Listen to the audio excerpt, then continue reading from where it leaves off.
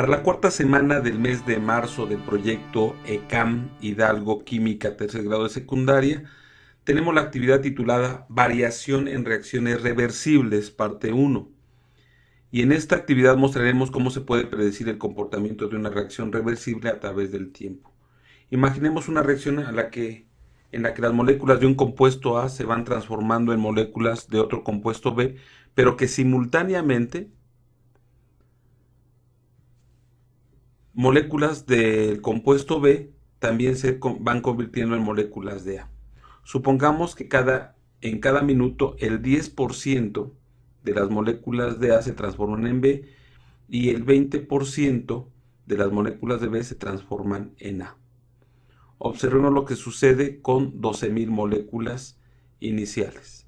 En el tiempo cero, ya ven que tenemos ceros al principio, solamente tenemos la cantidad de moléculas de A, que son 12.000. Veamos y vamos a ir haciendo el ejercicio. El número de moléculas que se transforman de A a B va a ser igual a la cantidad de moléculas anteriores multiplicado por el porcentaje. Le vamos a pulsar F4 porque va a ser un porcentaje constante en este cálculo. Damos Enter y son 1200.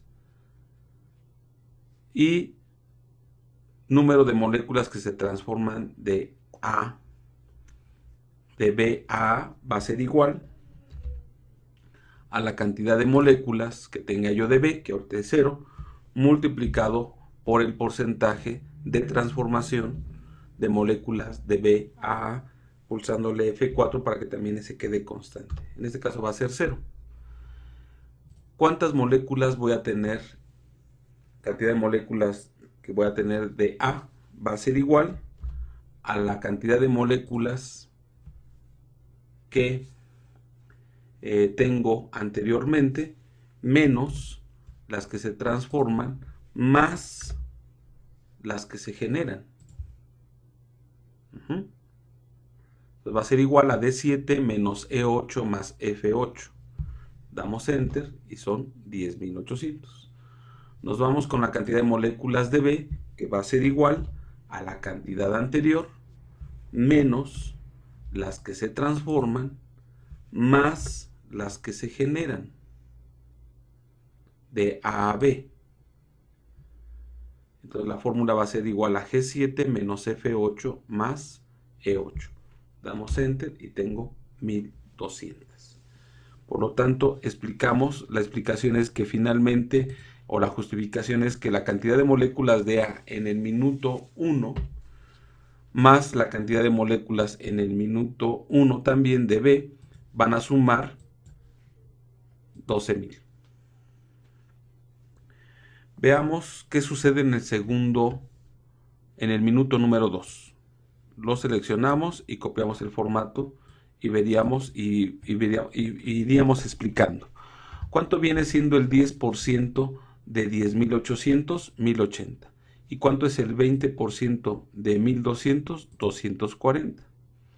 Por lo tanto, la cantidad de moléculas que voy a tener de A va a ser igual a 10.800 que tenía yo antes, menos 1080, más 240, que son las que se están transformando de B a A. Y tendríamos un total de 9.960. ¿Cuántas moléculas de B voy a tener? Pues va a ser igual a 1.200 más las que se están transformando, o menos las que se están transformando de B a A, menos 240, más las que se están transformando de A a B. Y eso me va a dar 2040.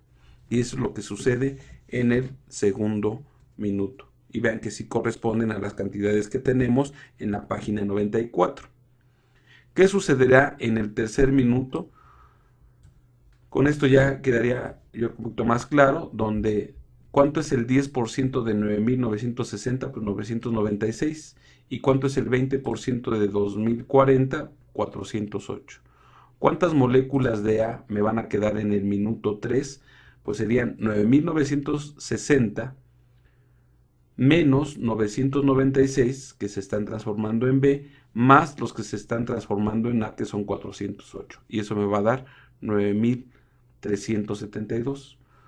¿Cuántas moléculas de B voy a tener en el minuto 3? Van a ser 2040 menos 408 que se están transformando en A, más 996 que se están transformando en B, de A a B. Y eso me va a dar 2628.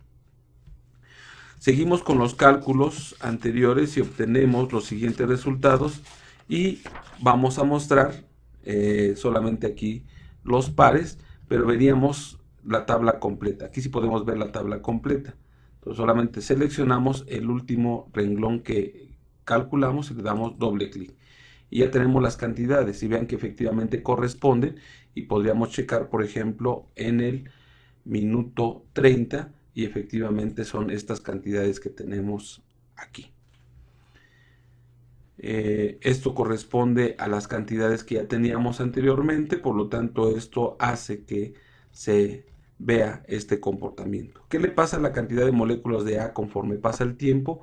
Pues van disminuyendo. ¿A qué valor llega esta cantidad cuando pasa mucho tiempo? A 8000. ¿Qué le pasa a la cantidad de moléculas de B conforme pasa el tiempo? Aumentan. ¿Y a qué valor llega esta cantidad cuando pasa mucho tiempo? A 4000. Y si nos damos cuenta, de acuerdo a esto, se empieza a estabilizar. ¿Por qué se estabiliza esta tabla en estos valores? Porque vendría siendo, consideremos por ejemplo en el minuto 34. El 10% de las moléculas de A se van a transformar en B. El 10% de 8000 son 800.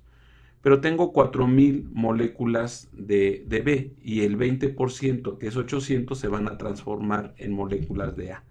Por lo tanto, 8000 más 8, menos 800 más 800 me seguirá dando 8000. Y 4000 menos 800 más 800 me seguirá dando 8000. Por lo tanto, llega a tenerse un equilibrio en estas cantidades. A los 2 minutos observamos nosotros, esto que vamos a analizar en la página 97, me dice que voy a tener 1080 moléculas de A que se transforman en B y 240 moléculas en dirección contraria, o sea, de B se transforman en A. Así la velocidad de reacción hacia el producto es de 1080 moléculas por minuto y la velocidad de reacción sería hacia el reactivo de 240 moléculas por minuto. La diferencia entre estas dos sería la velocidad de reacción por minuto. Entonces lo que hacemos es insertar una columna y calcularíamos lo que vendría siendo la velocidad de reacción. Entonces vamos a calcular el cambio neto. Aquí escribimos cambio neto. Y el cambio neto va a ser igual a la velocidad de transformación del producto, del reactivo hacia el menos la del producto. Damos enter, lo seleccionamos y damos doble clic. Y ya tendríamos las cantidades que aquí en este caso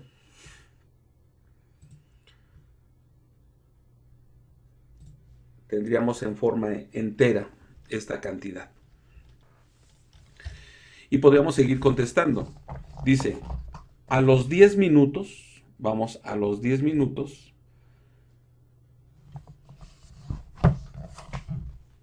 ...816 moléculas se transforman en B y 48 en dirección contraria. Así la velocidad de reacción hacia el producto es de 816 moléculas por minuto y la velocidad de reacción hacia el reactivo es de 48 moléculas por minuto. Por lo tanto, hubo un cambio de 816, esta parte, hubo 768 de el reactivo hacia el producto. Vamos a explicar nuevamente esta parte. Dice, en el minuto 10,